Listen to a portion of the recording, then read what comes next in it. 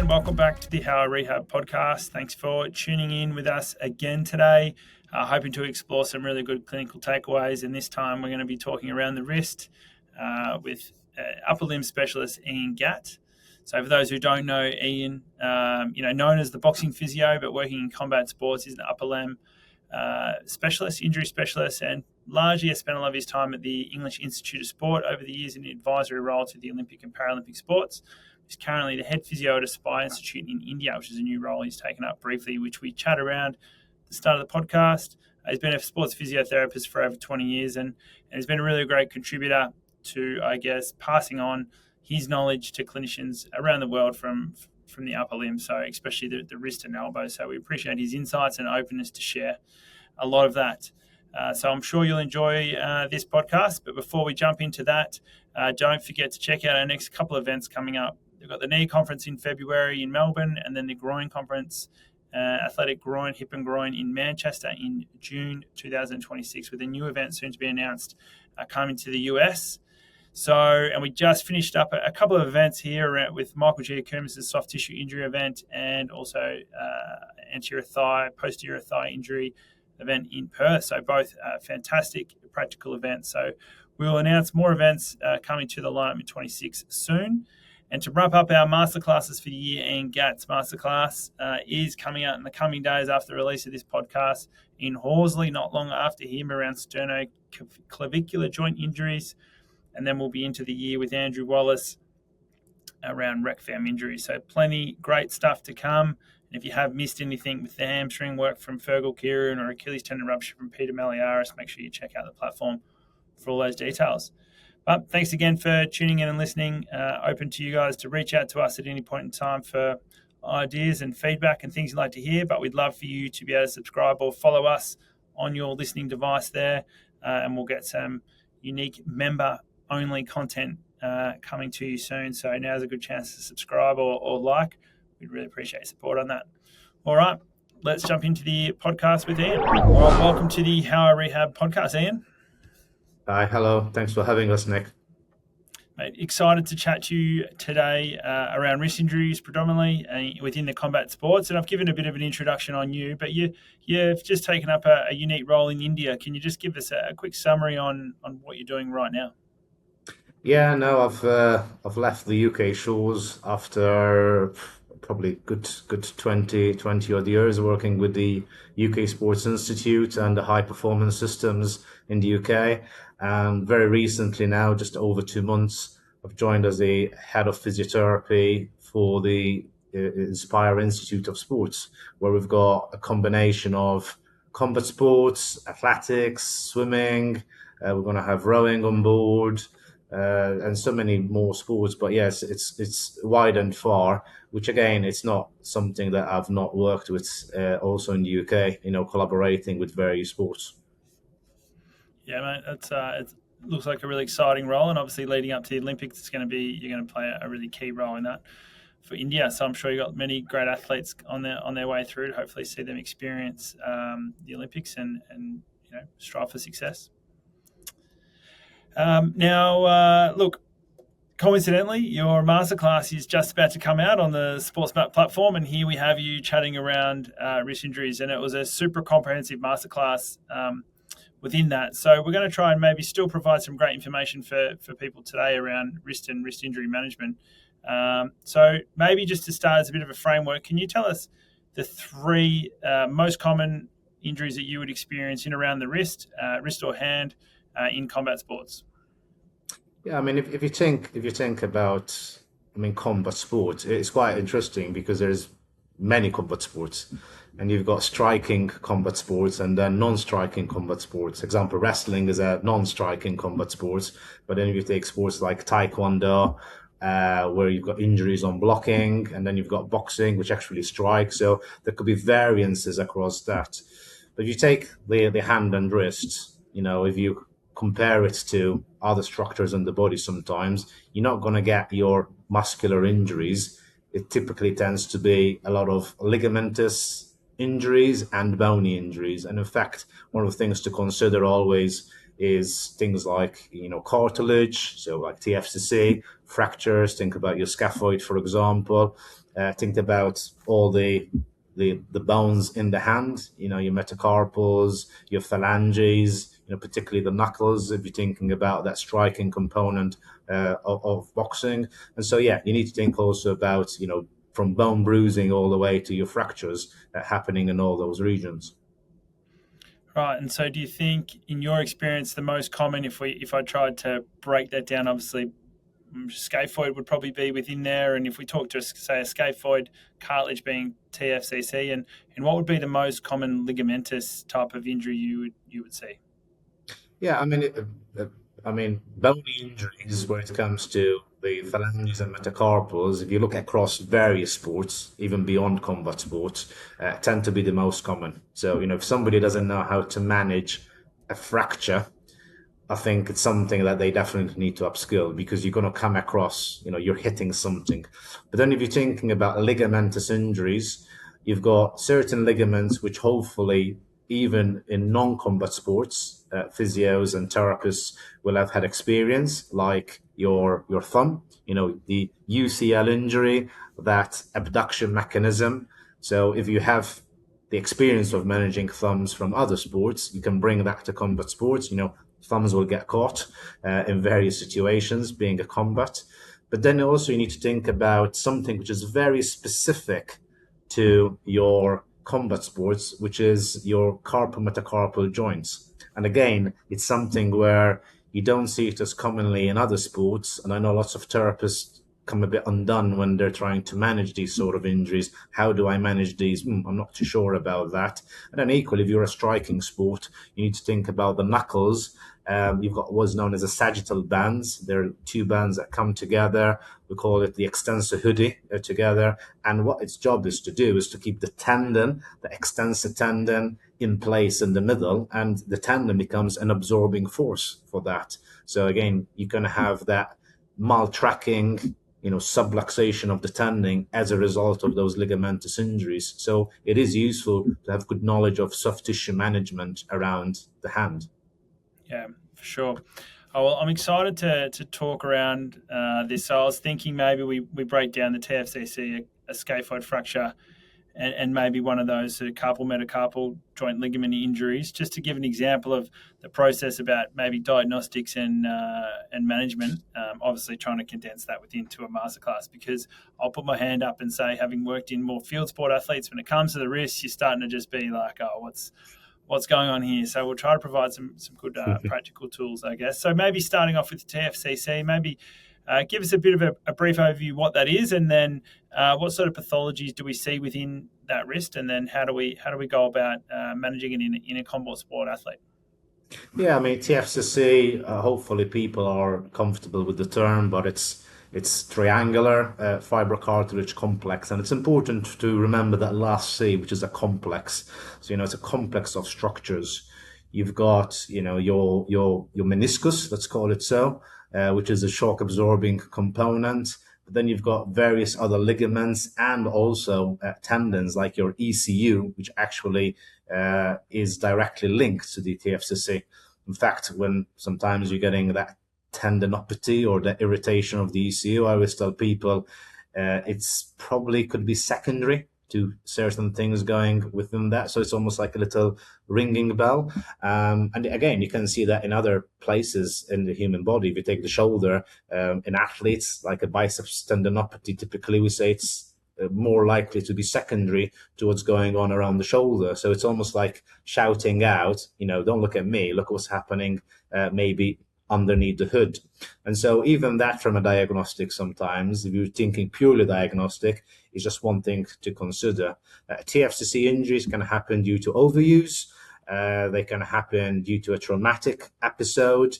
The main two things to remember with TFCC is you're going to have central tears, or you can have peripheral tears. And the main important thing is, again, because we use the word triangle, I tell people to remember the triangle like a tent. If you've ever been camping, if you open and close the zip, the tent shouldn't collapse. So if you have a central tear, that structural stability should be quite good. If you do end up, let's take it to the very extreme, For surgery, all they'll do is debride it, also because there isn't good vascular supply. Whereas if you've got peripheral tears, again, think about the camp. If your tent is hit on the side, that could collapse a little bit, make it unstable. So peripheral tears sometimes can be tougher to manage, especially if there's a big injury there. They've got good vascular supply, which potentially with that can create also the higher level of symptoms at times, but also can require, if you go for surgery, might require a repair, which also means a more lengthy period out for the athlete.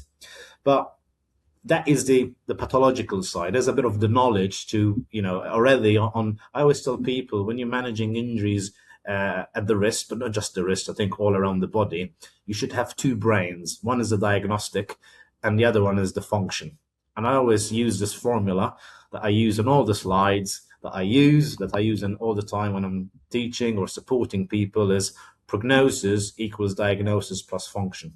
And what I mean by that is, our role as therapists is to prognose, particularly in sports. You've got a sporting wrist, you've got a combat wrist, you've got a non-combat wrist. What does the athlete need to know? What does the coach need to know is when are they going to be ready?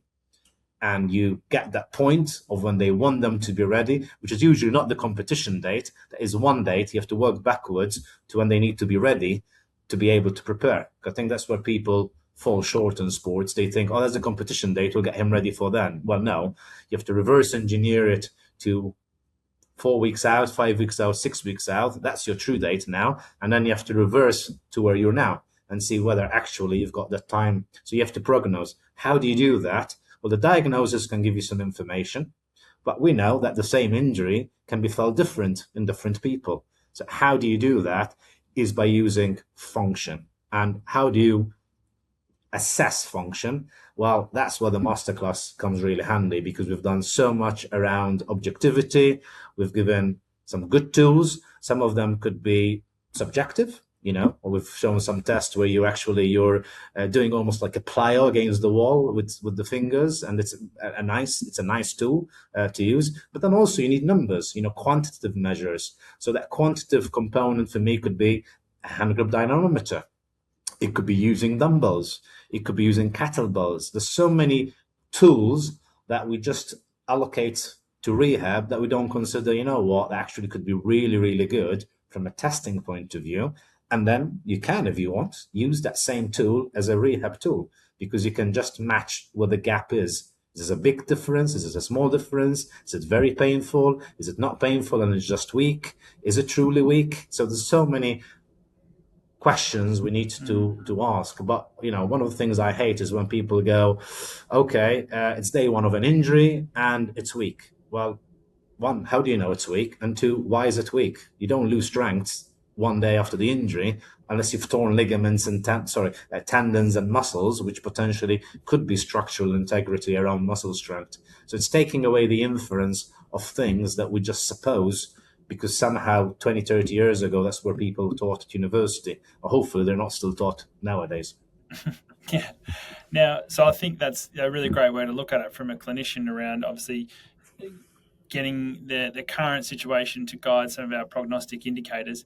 How long, and it's interesting you say that, day one, obviously they're going to have no strength if they're painful. How long do you go with something like this until you need to divert your management, I guess, within a TFCC? You mentioned how some will go to surgery and some not. If you've had an acute episode within that injury and you're seeing some of these signs within your testing, grip strength is down, how long do you go for it when you're like, okay, I'm not progressing here? And maybe can you guide us on when, and from your experience, when do these injuries probably need that second opinion, an orthopedic opinion, or when can we manage them ourselves? We like to use the expression, how long is a piece of string in the UK, and I'm sure people can understand what I mean by that. Is there a true guidance? Well, for me, it's quite simple. I go back to that reverse engineer plan. How much time do you have for error? What's your margin of error? Because if your margin of error is, if you start from now, you have 0 days available to get them to where you want to, then you know that if it's failing, it's worth giving it a shot if that's what has been agreed with the coaches.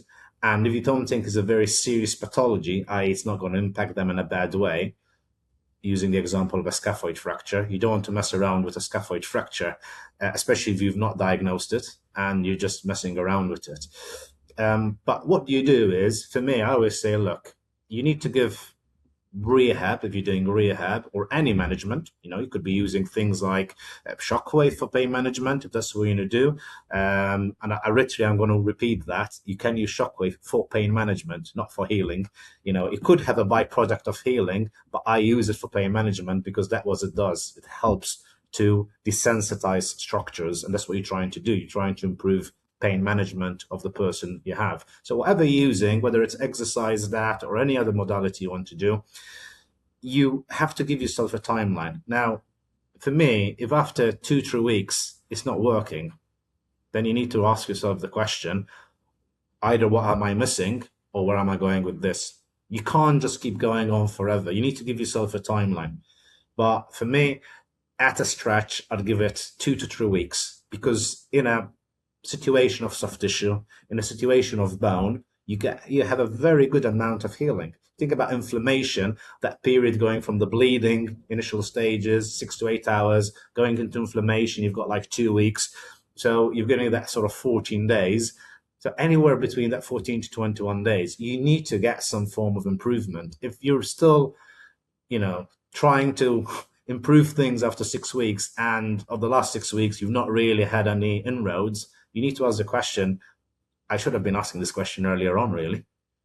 So you have to always have a timeline. I'm going to give it the opposite. Sometimes people get too impatient. They do something for 2 days and they don't see any significant differences, and they start rushing and start thinking we need to do all these things and everything. And I say, well, how do you know it's not improving? What have you put in place? Because if you ask somebody is it painful and they tell you it's the same, you might think it's not improving. But if I use a hand grip dynamometer and they squeeze 2 days later and they say it's the same, it's still painful, but you say, yeah, but the first time you had a 50% difference and now you've got a 25% difference, that is progress. So that's how you measure function with pain. You don't just ask somebody, how is it feeling? Because that's very abstract. It has to be related to an activity, and the activity has to have intensity. It has to have a volume. It has to have a dosage, basically. And I think that's where we go wrong, not just in sports, I think even outside of sports, where we don't use tests to support our prognosis. Yeah, that's a really great clinical tip, I think, in using the handheld dyno to sort of guide you. I'm going to come back to, I guess, we're being pretty succinct here with like a pathology, but you've given it, say, to the 2 to 3 week period. With these ones that aren't progressing, you mentioned central tears, peripheral tears, imaging. Does that how important is that to guide us? Like, are those some of those tears you can pick up clinically with your skill set, or do we need to sort of image that, and then that might lead us down a direction of referral if it's warranted? I mean, there might be things that you're picking up clinically, yes, because you can look if there is any instability going on. So, very simply, if you're stabilizing the hand and you're grabbing onto your distal part of your ulna, so you're around the ulnar styloid, and you're just flicking it up and down, you can see if there's any gross difference, particularly between sides. If you're feeling that it's quite unstable, and you're comparing sides, obviously, then that could give you a clinical tip. That might be something there. Also, the other thing is, how are they responding? Are they responding yes or no? Because, again, we're saying at TFCC, there could be various things going on there. But if you've got a high suspicion due to the mechanism and where they're getting the symptoms, you might want to consider getting an investigation. Depends on the type of athlete, the type of sport, the urgency, where they're heading. Do you feel a bit stuck about it? Because, you could treat a TFCC without actually knowing it's purely a TFCC, just by managing symptoms, just by loading that return to graduation. But yeah, if you're now quite a bit in and it's not quite progressing where you want to, you might want to find out. If this was an acute injury and it was quite puffy and swelling and it took you a few days and it's still that sort of swelling, you might want to get a scan just to know what you're dealing with. But again, that doesn't necessarily guide your intervention. However, it makes you start thinking ahead, because if it's a central tear and listen, if I get to the point where I might need surgery, just as another thing ahead, that should be much quicker than if it was a peripheral tear, because a peripheral tear, as you said, you need to repair it, and that makes complete difference. Most surgeons will want somebody immobilized. I like to use the word relatively immobilized, because you don't want somebody too mobilized, but they'll want them in an immobilized period for about 6 weeks if you had a peripheral tear. If you have a central tear, it's just after the operation, just crack on as you can. So already you've got a difference of about 6 weeks for return to activities that you need to acknowledge. And I think a lot of times therapists don't know that, and therapists don't explain that to the athlete. And it's important to let the athlete know. And what I tell athletes who are going to surgeons, I tell them, do ask the question of what they are considering doing. And there is always a caveat, is that they could go in arthroscopically thinking it's a central tear alone, and they might find a peripheral tear which didn't quite come up on an MRI, because there are different types of classifications. We use the Palmer classification typically, but there are also other types of classification, and sometimes it might not show up in an MRI. No surprise, because we know that a lot of times MRI, as good as they are, they don't pick up everything. So you always have to give that sort of, listen, you might be going in and coming out thinking there's going to be a quick one, but there is always a possibility they might have to repair it on site, which might throw the plans a bit out. And it's important, if you're working full-time in a sport, you let the coach know that. Otherwise, you might need to get your bin bag and start packing your things, because some coaches won't be too happy about that. That's where the diagnostic is important. I think people get bogged down too much about, oh, well, you just low things and things will get better. I said, yeah, well, take a step back. The knowledge of diagnosis becomes important, because it can link to your predictions of where things can be. And that's why it is important, because not everything is the same. Otherwise, I tell people we're just cowboys. We're just shooting blanks in the air and hoping for the best, which is not what we should do as practitioners. So it sounds like the location is really important to be aware of, or Yes. central versus peripheral lesion. Just a really quick on that classification, Palmer, P-A-L-M-E-R. Palmer classification. Yeah, there you go, makes sense with the hand. All right, now one last sort of one around TFCC, and no, I know I'm not going to allude back to the masterclass every time, but we know that's obviously providing a lot more detail in where people need to go with this sort of thing. If I'm, and I do just say I'm working in a clinic, a general private practice clinic, my athlete or person with the TFCC is not like a high-end athlete. They don't need to get back in 10 weeks. They've got a bit of time. Yeah.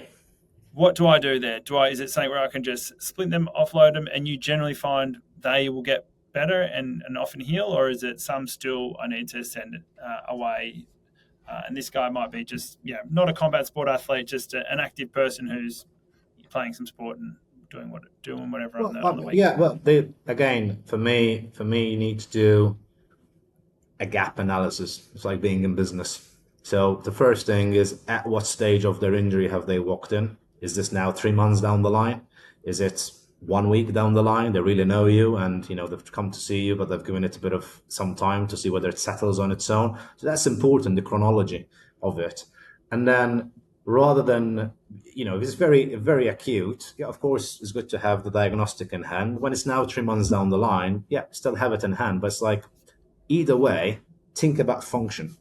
I think we try and become so much diagnostics. We think we're more doctors than we are therapists. And therapists, I always remember when I was back at uni, they sold the idea to me that a physiotherapist is the expert in movement. And for me, that's function. So what is their function? And I go back to the objective test. So if somebody walks into you, the easiest thing to do is understand what are the limitations. Because if somebody tells you, oh no, well, I can do everything, but the only thing I can do is a push-up on a flat hand. And I go, all right, if you take your regular week, how much of that is affecting you? Oh, well, I go 3 times to the gym and I only do that activity when I do at the gym. You say, okay, well, rather than do a flat hand, why don't you do it on the knuckles? Why don't you do it holding a dumbbell on the floor? Why don't you use those devices, the push-up devices where you can actually even rotate on them. Because for me, that doesn't need physiotherapy.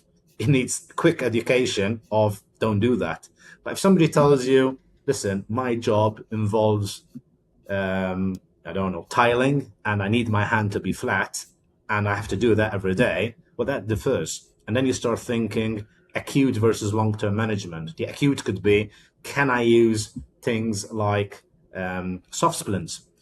Can I use widgets? Can I use something around the wrists to try and do that? And how do I know it works? Well, again, and we show that in the masterclass, you can do the weight-bearing scale test, which is putting your weight on the hand in that position and extension, where typically you get most of the symptoms, see what the number comes up to, and then put something like a splint, like tape, something, and see whether it makes a difference. That could be your immediate change to give them a bit of less discomfort. The other thing then is, okay, whatever I'm going to do, you need to give a timeline. So if I'm testing this person, is there a 50% difference? Is it a 25% difference? Is it just a 10% difference on the metrics I'm doing? And then you can explain to them, look, where you are now, we can project 2 weeks, 3 weeks, more, depends. Is there a true weakness? Well, a true weakness, we know, would probably require a good dosage of roughly 6 weeks, could be 8 weeks. But you tell them, we need to strengthen this area to get it better. But we only know you need to strengthen it because you've tested it and you found a true weakness. If it's just pain inhibition, then it's pain. Okay, these are things we can do for pain. So I think what is important is, yes, you identify this could be this pathology, maybe, but you need to link it to the severity of the person in front of you. And it's different if somebody's saying, I can't do anything throughout the day. I can't even lift a mug now. I can't even do this. Like things which tell you there's a massive difference. But again, you want to measure it also objectively. Is there something to help you? So for me, it's about gap analysis, whether it's sports, whether it's non-sports, whether you work in the NHS or in a clinic. It's good to understand what is the gap of this person and try and see objectively whether you can find certain things, which again, we've shown a lot in the masterclass, to try and see whether it matches their world.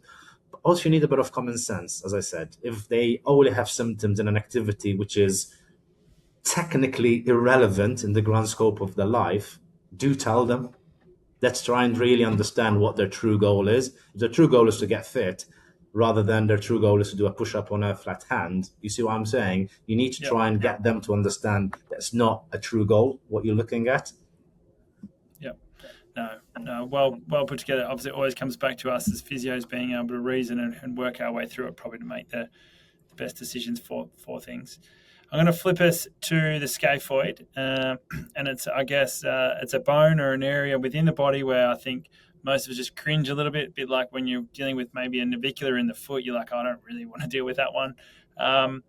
What are probably a couple of the key things from your end, key teaching and learning points that are really important for us as clinicians who maybe don't see scaphoids as often as you, to, one, be able to pick up and diagnose, and then two, maybe to really guide us on our management trajectory around, being really clear about when is this a really important one to get referral and when is it, and our management strategies around that. I think, again, for me, as a comparison now, we've gone from scaphoid coming from TFCC. I don't think TFCC has an urgency tag on it. I think scaphoid fracture has an urgency tag on it. And people do miss scaphoid fractures. And I've heard lots of horror stories of undiagnosed scaphoid fractures, which then leads to all sorts of problems down the line. It's much cheaper to get a scan, the right scan, than it is to manage an undiagnosed MRI, an undiagnosed scaphoid fracture, because of all the complications that can happen, surgery, lost time, all the other things. So you're looking at cost versus benefit. Now, you'd say, well, do I send everybody for a scan? No. You try and understand the mechanism. Now, scaphoid fracture can happen from an overuse also. If you're thinking about sports, for example, if you got simply a goalkeeper and they're doing lots of the extension radial deviation and they're getting that impact, if they're overdoing it, if the coach is pushing too hard, maybe they're a young prospect and they're really overusing them. it can go you can be asymptomatic and turn into a fracture, or there could be signs of stress over time which have been put underneath the carpet, to put it so, and then suddenly it happens. Or the classic, you fall on your wrist, or even, something hits you. So again, if I use a goalkeeper example, the ball hits the tip of the fingers and really stresses the fracture. Maybe it was ready to go. Maybe there was a micro trauma happening over time, and it's more of an acute on chronic, or it just went, the force was too big. So how do you manage it? Well, again, you have that diagnostic brain going, what's my differential diagnosis in that region? Scaphoid fractures, scapholunate ligaments, very close together.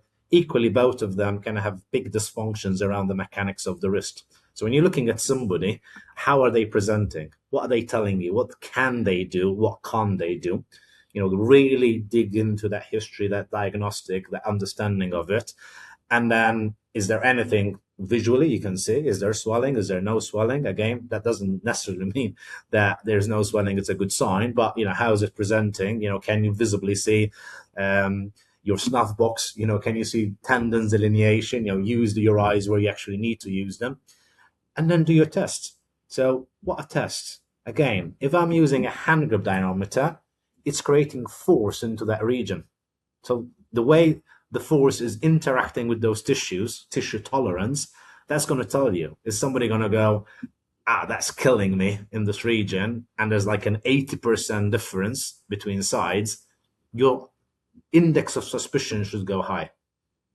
If I'm using a hand grip dynamometer, like a pinch, if I'm using anything to create that pinch effect, if you don't have any tools running around, even them just squeezing, like a pincer onto your own hand, your knuckles, a wide grip could be useful, or a handshake. At least at the minimum, you've done something qualitative, not quantitative, but you're just trying to see what the response is. If you have a high index of suspicion, for me, get a scan. Now, the problem you have, as we know, you could go for an X-ray, it could come back negative. It might not show in the next 2 to 3 weeks because of that calcification that starts showing. I tell people, if you've got a high index of suspicion and you have the availability, I know in the NHS things sometimes can take a bit longer, but if they've got private insurance or they're an athlete, get an MRI. Why? Because MRI are really, really, really, really good to show fractures, particularly occult fractures. And what I mean by occult, you've done an X-ray, it's not showing. So for me, you've got a fracture that's hiding. Why? Because you don't want to mess around with these. You don't want to mess around, but equally, you don't want to hold somebody back because you're thinking there could be a fracture and there isn't a fracture. So it's that flipping the coin type thing. You don't want to hold people back where you can be loading them and so on. But with a scaphoid fracture, you don't want to be messing around too much with it, because it's like scaphoid is the king of mechanics. When you look at from the arthromechanics of the wrist, it's such an important joint. It crosses both the proximal and the distal row and has such an important component. If you think about scaphoid and the ligament, scapholunate, together they become really important. So think diagnostics, but use function to help you. Use that function to close the gap on how good or bad it is. If it's not too bad, okay, give it a day of immobilization, of protection. We talk about peace and love in the modern age of managing an acute injury. Well, the first letter, P, is protection, is it? So how am I protecting this? And then how I am reassessing things objectively to give me an indication that things are progressing or regressing or not changing on a specified period, 24 hours, 48 hours, Because if you protect it, I'm not saying you need to get a scan today. You could put them in a splint, give them a couple of days and see how they respond. And that already can give you really good information if it's super acute. And hopefully see them in the super acute phase if there is a fracture. Yeah. If I am personally, if I had went and had an MRI and they came back with signs of a fracture, probably anywhere within the scaphoid, I would be including a specialist, an orthopedic specialist, for opinion on that. But I know there's some elements around the location of maybe where the fracture sits within the scaphoid. Can you allude to maybe that and how that might change our process? Yeah, so the scaphoid has 3 zones really: the distal, the middle, and the proximal. They call them poles a lot of times. The distal has the best circulation, and usually a distal fracture can be managed conservatively even in athletes. I think, we're quite comfortable that if you mobilize for a short period of time, 4 to 6 weeks, that should heal quite nicely, really. The waist has less circulation, and so it's a bit of debate. I think in athletes they're more comfortable operating them because it shortens the time of recovery and you can get them quicker. If you don't have that availability or you're not opting for it, let's say you're a non-athlete, you might want to extend the period of immobilization. Rather than 4 to 6 weeks, might go more like 6 to 8 weeks. But you definitely want to give it a bit more time because of that less circulation.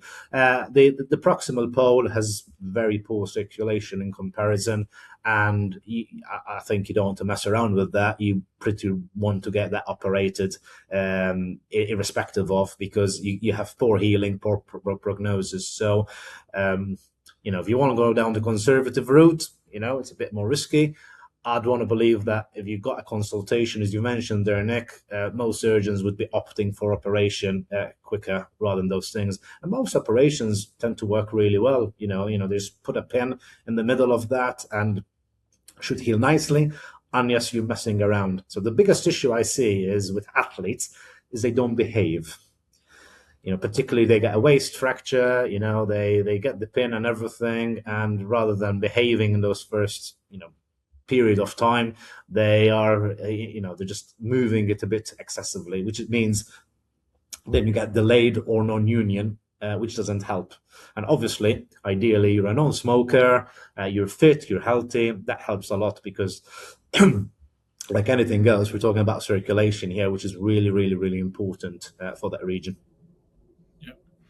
No, some good points there, I think, and a couple of other podcasts we've chatted around when it comes to bone and bone healing is a lot of the obviously nutrition and overtraining or REDs that can create some of that delayed union. So yes. something also, I guess, to consider. I will. So I think some really great insights into scaphoid. At a bare minimum, we're making sure our index of suspicion is there, the imaging modality is clear, that we're going to sort of follow through with MR, and then some of the location process around guiding our management. You talked to Scapholunate, and when you mentioned earlier around the carpal metacarpal ligament joints, that's probably where I was going to go to rather than thumb to chat around. Can you chat us just on a basic level, like what is that ligament? Why is it so important? And obviously you can get it injured with the scaphoid, but it can be sort of independent to the scaphoid. And how do we pick these injuries up and before they and what's the sequelae if we don't pick them up as well? Yeah, I mean, again, common mechanism tends to be that similar mechanism to a fracture scaphoid, because again, if you have that mechanism, the foosh, fall onto an outstretched shoulder and hand. I like, talking about foosh. That could be one, because in that position, in extension, the ligament is stretched more. Even making a fist like this, every time I'm doing a fist now, I am really creating what is known like a pronation component of the scaphoid on the lunate. So particularly that dorsal ligament. The dorsal ligament is the thicker of the dorsal volar. So it's the thicker one. If you get an injury of the volar, you're still okay, let's put it so. But if you have a big injury of the dorsal, that's where you start creating instability. And it goes in gradings. I think most people sometimes I'll get your classic, it's been 3 months type situation. I can't really load into the extension. It's a bit like TFCC, is that sort of extension component that really stresses things. Why? Because when you go into extension, you're going into what is the close back position of joints, and it starts stretching a bit of everything because the ligaments are really trying to hold on and creating that stability. But you grade it. If it's a small injury, you can manage it using your classics, rehabilitation. I think what we've done really well in the podcast, in the master classes, obviously we've got the objective part, which probably we've mentioned a lot here, but then we've got tips and tricks for rehabilitation. There's some really nice ideas that I hope people will go there, because again, I use the hand grip as a testing. That's going to be a nice one to objectify how good or bad your scapholunate injury is. But there are other forms of tests that you can use. We mentioned already the weight bearing scale test, but then there's lots of tips and tricks on how to load and how to maybe not load. So again, hopefully people will pick up those things through the master classes that we've covered. very big injuries there can, of course, create gross dysfunction at the wrist. And again, the presentation, what they can and can do, sometimes should make you think about that. And if you're getting it wrong, don't worry about diagnosis. If you thought it was a fracture, but it's a scapholunate ligament, or you thought it was scapholunate ligament, it's a scaphoid fracture, it doesn't matter in a way, because what it's telling you still is there's an injury around the scaphoid, and we're trying to respect it. Obviously, it does make a difference if there's a scaphoid fracture, whether there is a small injury of the scapholunate. That's where the diagnostic would matter. If I failed to pick up a scapholunate instability, or a higher grade injury to the ligament that was there, some subtle instability, and the athlete was continuing on with pain, is there potential for sort of greater harm and damage, or is it not as it's not a bigger thing as long as we obviously get it eventually? Yeah, I mean, if this is let's call it a full-blown term of the scapholunate, and there's quite a bit of instability in the region. Now, I know athletes that have decided to go conservative, particularly your older athletes. They might think, this is my last season, or, I really need to get through the season type thing. And they have pain, but they try and get through it. But particularly in younger athletes, they've got a long career in front of them. I think it's not great, that, because ideally try and manage it. And again, like most things, if you're trying to operate, you want to go earlier rather than later. Your prognosis always helps with that sort of thing. The issue you can have is it can create further instability in the region, and you can have collapses of bones because of that. So think a bit of it like Tetris, and you have that bit of instability, and then things start dropping around and moving around. So you can actually start creating bigger problems, almost like a cascade, that then you might end up with the surgeries to come might become bigger. And also, thinking about later on in life, does this create a cascade for later things down the line? So what I'd always say is, try not to miss them. And at least any decision which is made, operative or non-operative, becomes informed. And that's where the informed consent comes from in therapy. Is it sport or non-sport? Is that they have all the information in front of them. You've laid the cards, you've laid the options, you've told them the timescales and everything. And then it becomes their decision as an athlete what they want to do. But at least you've given the information. And that's where the diagnostics become good. You might have the prognostics there on the side, which I find really important, really useful, is where they are, was the gap analysis, which you're presenting. But also you need to tell them about the potential risks that can come with that. And there are associated risks.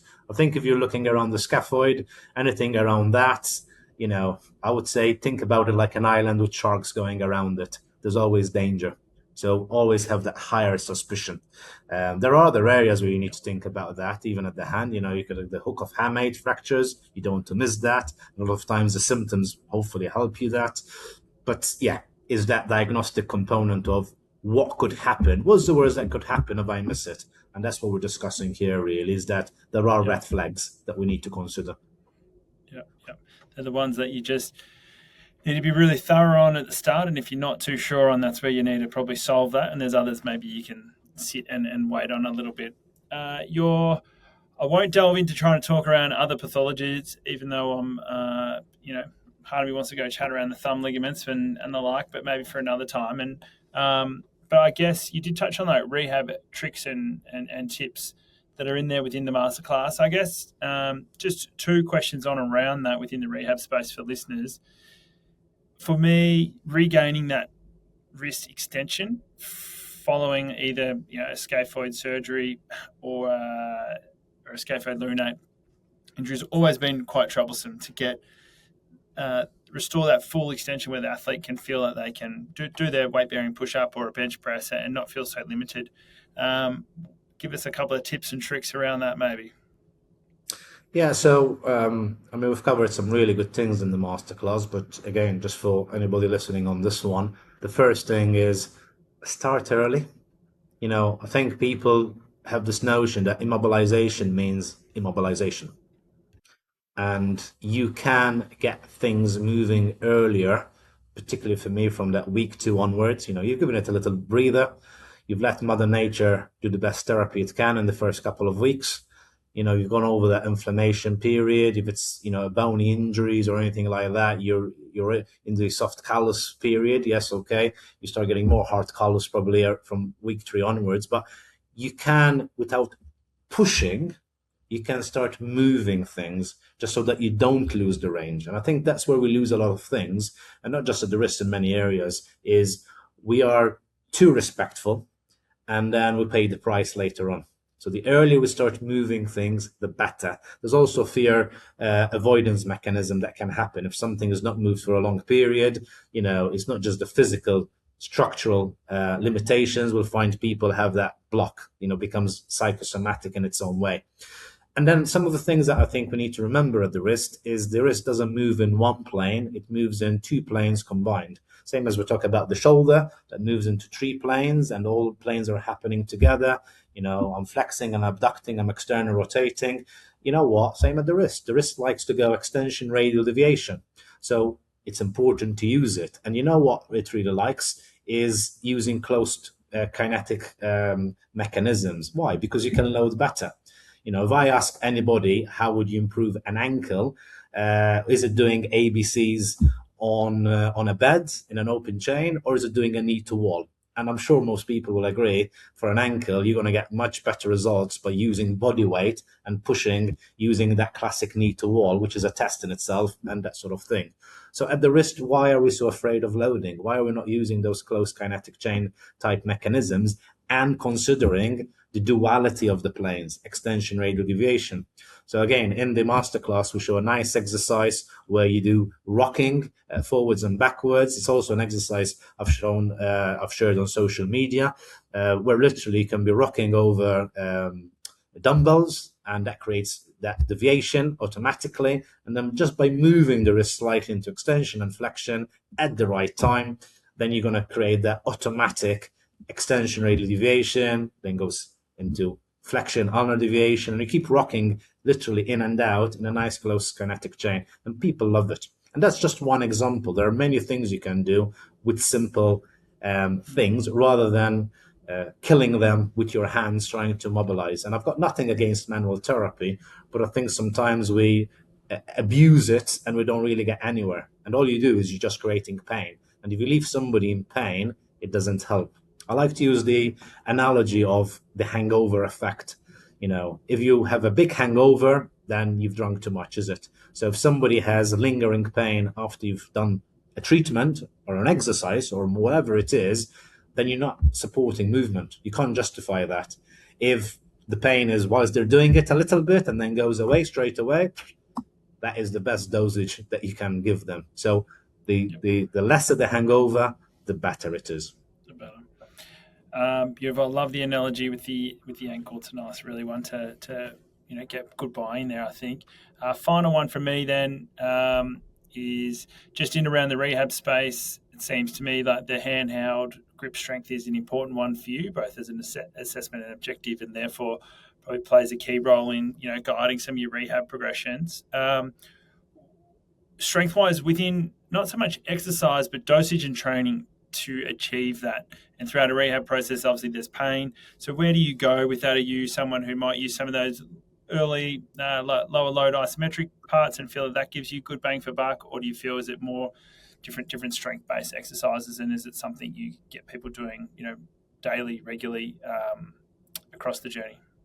Yeah, again, we need to consider what we're trying to achieve. If we think there's a true weakness, we need to think, is the dosage I'm doing linking to that?